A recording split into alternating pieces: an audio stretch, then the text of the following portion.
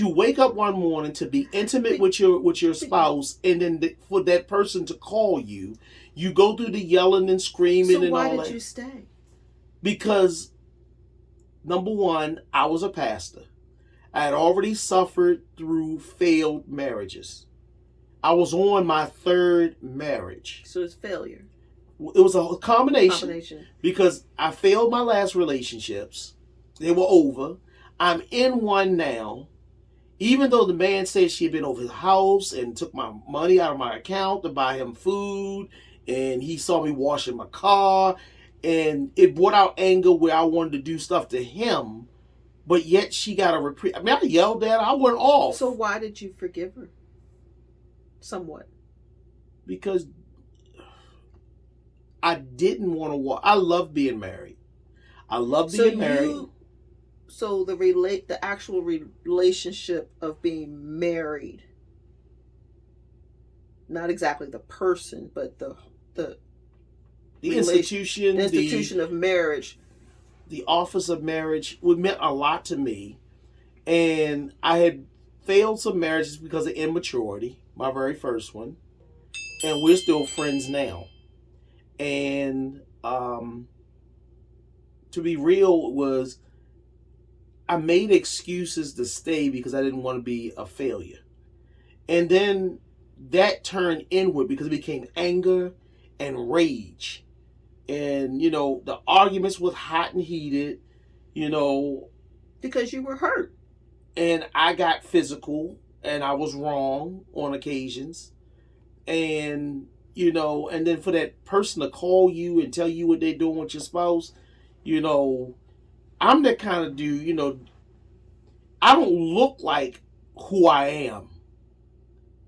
Because people look at him, oh, he's a nice pastor, blah, blah, blah. But, like I said, but you stayed for the fear of failure. Not the fear of failure. You didn't want another failed marriage. I didn't. So it's not a fear, because I could engage the fear. So you just didn't want I did not want to fail. I did not want to fail.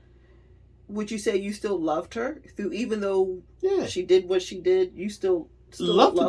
Kept me with her, because I still would go to work if she asked for anything. You still, and that's love. Because I was in it to win it, but when I met her, it was on bad ground. Just like you say, you were still married. I met her. I was divorced, but she had been in a relationship with somebody I knew. I didn't know I knew the person until I'm sitting over her house at her table. There's a knock on her apartment door, and dude walks in, and we used to work together at an old job. And he's begging for her and all that stuff like that. I'm sitting there like, yo, wow, boom, boom, boom. And I was like, you want me to go? No, you can stay. He's going to go. So a messy person like that, if they did it to them, what makes you think they won't do it to you? So what made you ignore that? Because I'm mad Bradby. Pride. She ain't going to do this to me. I'm the love of her life.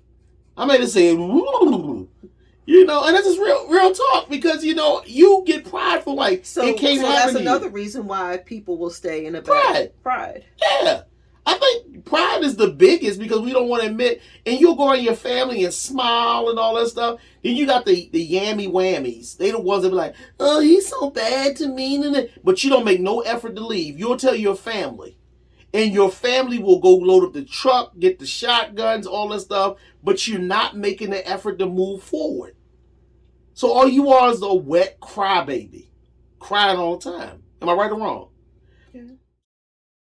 Thank you for tuning into The Bradbys Show with your hosts, Matthew and Candy Bradby. Please subscribe to this channel, click like, and share this episode. Tune in every Monday on your favorite podcast platform for new episodes.